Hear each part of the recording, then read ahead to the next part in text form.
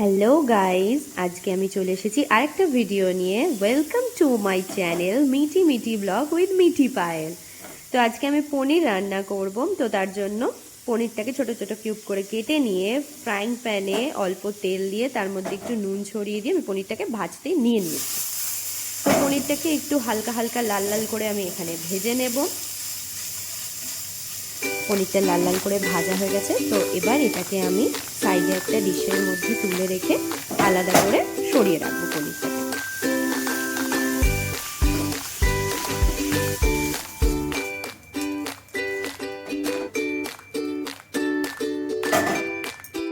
এখানে পেঁয়াজ রসুন আদা কাঁচা লঙ্কা বেটে নিয়েছি, টক দই কাজু আর পোস্ত বেটে নিয়েছি, আর জার ধোয়া জল, এই তিনটে বাটি আমি রেডি করে নিয়েছি। এবার আমি গ্যাসের ফ্লেমটাকে অন করবো আর সেখানে আমি প্রথমে ফ্রাইং প্যানের মধ্যে তেল দেবো। আমি একটু অল্প পরিমাণেই তেল দিচ্ছি, তোমরা চাইলে একটু বেশি তেল দিতে পারো বা তোমাদের পরিমাণ অনুযায়ী তেল দিতে পারো। ছোট্ট একটা ফুটকে চামচে দিয়ে 2 চামচ একটু তেল দেবো। তো তার মধ্যে সবার প্রথমে গোটা গরম মশলা নিয়ে নিচ্ছি, এক টুকরো দারচিনি, 2টো এলাচ, 2টো লবঙ্গ। আমার একটা লবঙ্গ একটু পড়ে গেছিলো, তো আমি আরেকটা লবঙ্গ অ্যাড করে নিলাম। এবারে এটা আমি একটু গ্যাসের আঁচটা এইখানে আমি একটু কমিয়ে নেব, তার কারণ এলাচটা ফাট করে আগুনের মধ্যে তেলে দিলে পরে ফেটে যায়।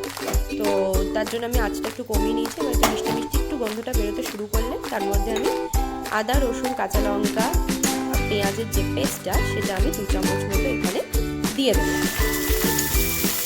তোমরা চাইলে পনিরের পরিমাণ অনুযায়ী এই আদা রসুন এই পেস্টটার পরিমাণ আর কি বাড়াতে পারো। তো আমি এখানে আমার পরিমাণ অনুযায়ী 2 চামচ ঠিক লেগেছে আমার, তাই আমি 2 চামচ দিয়ে দিলাম। দিয়ে ভালো করে কাঁচা গন্ধ চলে যাওয়া অবধি আমি এটাকে নাড়তে থাকবো।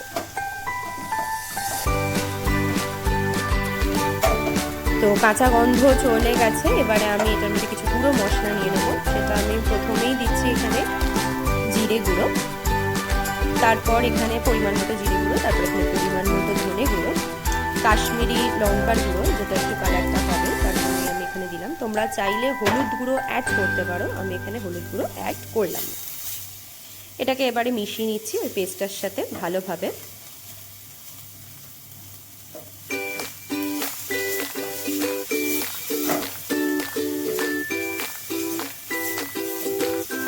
তো এখানে আমি ভালো করে মিশিয়ে নিয়ে এবারে একটু গ্যাসের ফ্লেমটাকে কমিয়ে দিলাম, কারণ আমি এখানে কাজু টক দই পোস্ত যেটা বেটে রেখেছিলাম সেই বাটাটা আমি এখানে দেব। যেহেতু টক দই আছে, তো টক দই ফট করে ফেটে যাওয়ার একটা চান্স থাকে, তাই আমি গ্যাসের ফ্লেমটাকে একদম লোতে করে নিয়ে এখানে কয়েক চামচ মতো টক দই আমি অ্যাড করে নিচ্ছি।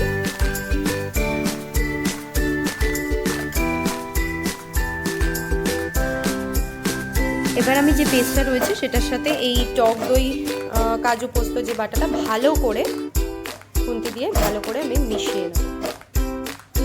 সাদা সাদা ভাবটা রয়েছে সেটা পুরো একদম পুরোপুরিভাবে ভালো করে পেস্টটার সাথে একদম ভালোভাবে মিশিয়ে নেব। আমার মনে হচ্ছে আরেকটু টক দই দেওয়া দরকার, তাই আমি আরেকটু টক দই অ্যাড করে নিলাম।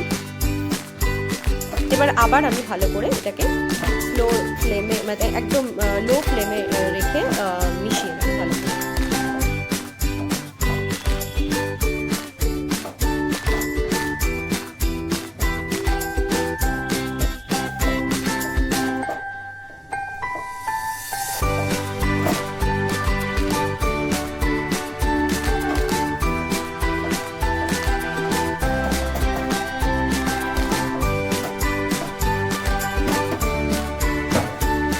মেশানো হয়ে গেলে, যেহেতু আমি টক দই দিয়েছি সেহেতু আমি এখানে একটু চিনি অ্যাড করব, তার ফলে টেস্টটা ব্যালেন্স হয়ে যাবে।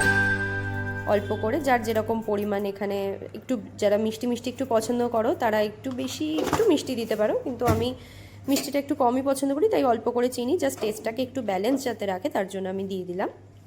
এবারে হালকা করে একটু গ্যাসের ফ্লেমটা একটু বাড়িয়ে নিলাম, বাড়িয়ে নিয়ে আবার এটাকে মেশাতে থাকবো ভালোভাবে। একটু টুকুস টুকুস করে ফুটছে জিনিসটা। এরপরে আমি যেটা অ্যাড করব সেটা হচ্ছে জার ধোয়া জল, সেটাকে আমি এখানে অ্যাড করে দেবো।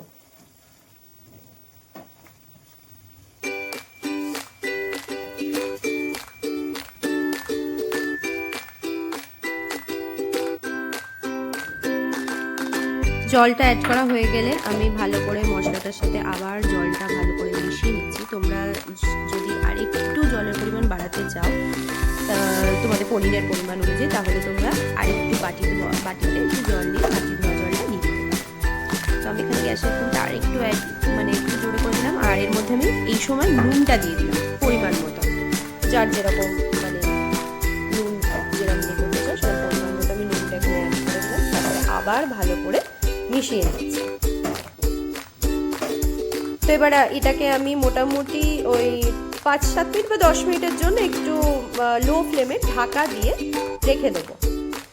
প্রায় 8 থেকে 9 মিনিট পর আমি ঢাকাটা খুললাম, খুলে দেখলাম ওয়াও, বেশ কালারটা ভালো এসেছে। এবার আমি পনিরগুলোকে অ্যাড করে দেবো, এর মধ্যে সব পনিরটা পুরোটা অ্যাড করে দেবো।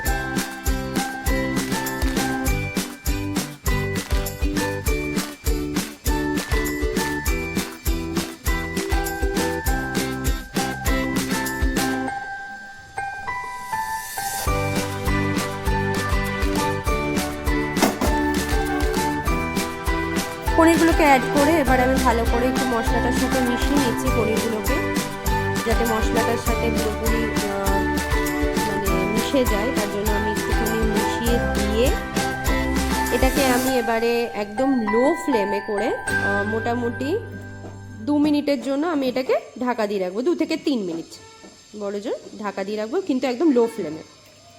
আর কখনো যদি মনে হয় যে টক দই যেহেতু কাজু বাটাটা রয়েছে সেহেতু যদি একটু পুড়ে যাওয়ার চান্স থাকে, তো মাঝে মধ্যে অকেশনালি একটু খুলে লিডটা খুলে একটু চেক করে নিতে পারো, বা একটু নাড়িয়ে আর একটু ঢাকা চাপা দিয়ে রাখতে পারো। তো 2 মিনিট হয়ে গেছে, আমি লিডটা খুলে দিলাম। ওয়াও, জাস্ট কালারটা দেখো গাইস কি ভালো এসেছে। আমি এর মধ্যে কাসুরি মেথি ছড়িয়ে দিলাম, আর এটাকে আমি একটু হাতে ঘষে নিয়েছিলাম, ঘষে নিয়ে তারপরে কাসুরি মেথিটা ছড়িয়ে নিলাম, তার মধ্যে একটু গরম মশলা গুঁড়ো ছড়িয়ে নিলাম। দারুণ কালারটা এসছে। আমি ঠিক এই জন্যই হলুদ গুঁড়োটা দিইনি, কারণ হলুদ গুঁড়ো দিলে একটু বেশি হলুদ হয়ে যেত, তো আমি সাদাই পছন্দ করি, তাই জন্য আমি সাদা এটা রেখেছি। তো তোমরা গাইস যদি হলুদ পছন্দ করো রঙের জন্য, তো তোমরা অবশ্যই দিতে পারো। তো আমি আবার আরেকটু মিশিয়ে নিচ্ছি, ভালো করে মিশিয়ে নেব। এটা রুটির সাথে খেতে খুবই ভালো লাগে গাইস। তোমাদের যদি আমার ভিডিও ভালো লাগে তাহলে প্লিজ সাবস্ক্রাইব করে দিও, লাইক করে দিও, শেয়ার করে দিও। আমার রান্নাটা এখানেই কমপ্লিট হলো, ঢাকা চাপা দিয়ে আমি রেখে দেবো গরম গরম সার্ভ করার জন্য। পরের দিন এরকমই আরেকটি নতুন ভিডিও নিয়ে আমি ফিরে আসছি, ততক্ষণে তোমরা ভালো থেকো।